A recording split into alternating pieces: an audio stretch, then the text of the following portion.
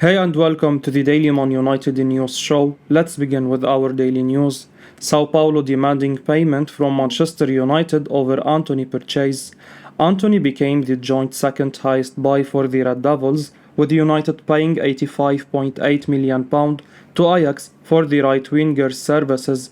Due to the nature of the fee involved, the English giants were supposed to pay over the course of 5 years, and he started his United career in scintillating fashion, scoring the opening goal on his debut as United romped to a 3-1 win over league leaders Arsenal. He has subsequently started in all of United's fixtures. However, his deal with United has now run into trouble in the form of payments set to be made to the Brazil International's youth club, Sao Paulo. According to the deal that the Brazilian outfit has signed with Ajax, they were entitled to 20% of the profit the Dutch side made with the move and are expected to make around 17 million euros with the transaction, according to Sport Witness, and the Brazilian club are now demanding that the payment be made immediately. The Brazilian club have run into trouble as their players are owed their pending image right payment, according to journalist Jorge Nicola. Sao Paulo president Júlio Casares had promised that the debt would be settled with the money from that move. According to Nicola, the club are claiming to not have received their share, and it was expected to arrive between the end of September and the start of October. The club president had assured his players that the money would be paid before Sao Paulo entered the field for their Copa Sudamericana final on the 1st October against Ecuadorian side. This might increase Ten Hag's worries when it comes to January. United are already refusing to spend in the winter, and this payment means the Old Trafford coffers will take a further hit. Cristiano Ronaldo charged with violent conduct by the FA.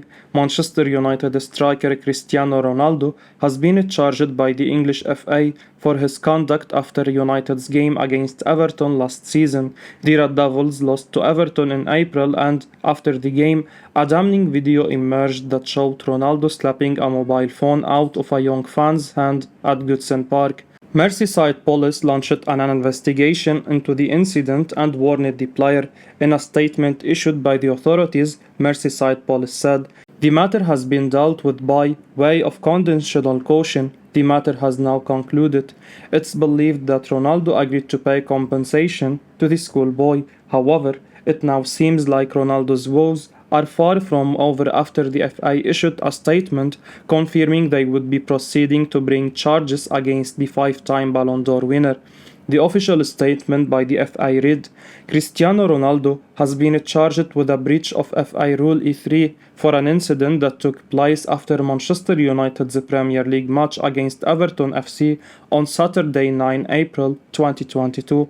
It's alleged that the forward's conduct after the final whistle was improper and/or violent." In response to the FA, United said they are aware of the FA's position and will be supporting their player through the charge. Should the FA take issue and find Ronaldo culpable, it's unclear at this time what punitive action they may choose to take against him. United fans will be hoping that this latest setback will not deter their star man's efforts to get back into the starting 11 or even derail his season. Ronaldo is currently out on international duty with Portugal and will be looking to get involved in the crush tie against Manchester City when club football returns. Former Manchester United left-back Paul Parker blasted Bruno Fernandes for his recent comments. In an exclusive interview with Adam Crafton, The Athletic, Bruno shared his thoughts on the season. He spoke about how he gets unfairly criticized sometimes, comparing himself with Arsenal winger Nicolas Pepe. Parker has no time for Bruno's excuses, and he criticized him for his attitude. "I don't think that is any excuse. There has been a lot of money spent on individuals to play for that club, and they haven't signed there to be told what to do all the time. A lot was expected of them, and they haven't followed through, nowhere near." It's quite obvious that Bruno Fernandes is saying that to deduct himself more than anything, coming out and saying there have been a lot of managers because you and your teammates haven't been delivering is embarrassing. It seems like he has a too high opinion of himself, and I think He should actually engage his brain before he open his mouth. I really don't understand why Fernandez has this need to come out and speak all of a sudden when he really has not performed for a long time. I would never have said that when I was playing for Manchester United. If I was asked this under Ferguson, I would turn away without answering because the manager would never have accepted that. It's really up to the club who they want to sign, so the players should not be talking of things like this, Parker ended.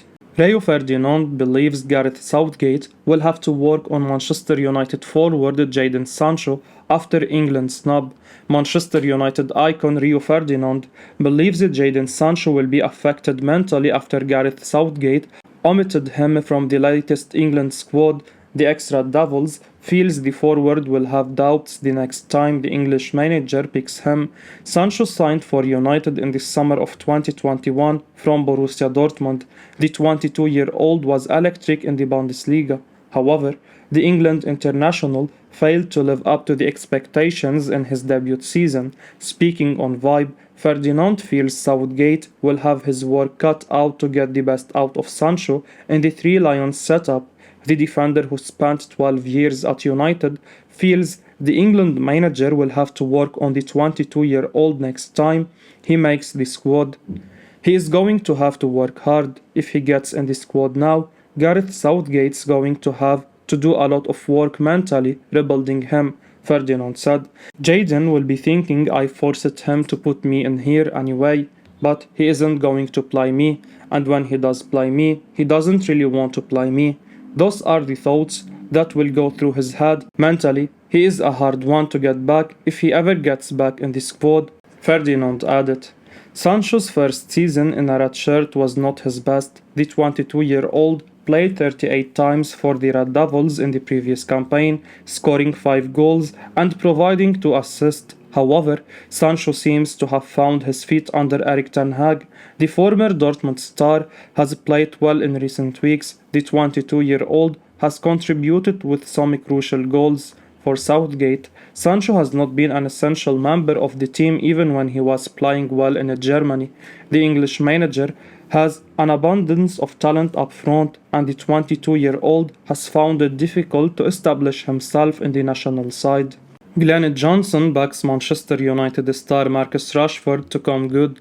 Speaking in an interview with Janting Casino, as quoted by Manchester Evening News, former English international Glen Johnson feels that England must back Marcus Rashford for the World Cup and thinks that the Manchester United man can be absolutely unstoppable.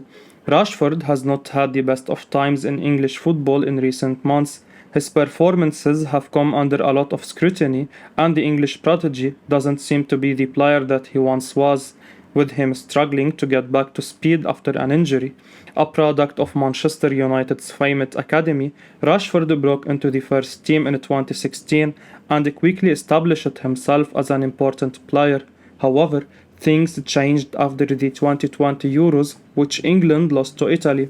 The 24-year-old Englishman was suffering from an injury for the majority of the Euros. He underwent surgery almost immediately after, and it took some time for the player to come back from the setback. Since his return, however, he has been rather underwhelming. Rashford played 32 times for the Red Devils last season, scoring 5 goals and providing 2 assists across all competitions. That is very below par for a player, especially when Rashford had been so consistent in the previous seasons. This season, however, things are looking better for the 24-year-old. He has started off the season well under Erik ten Hag, playing 6 games across all competitions, scoring 3 goals and providing 2 assists across all competitions. Rashford still does not find himself in the national squad, with Gareth Southgate preferring to go with other options. However, Johnson thinks that the Man United forward must be in the starting 11 in the World Cup. I am a big fan of him, and once he fully gets back to his best, he is unstoppable.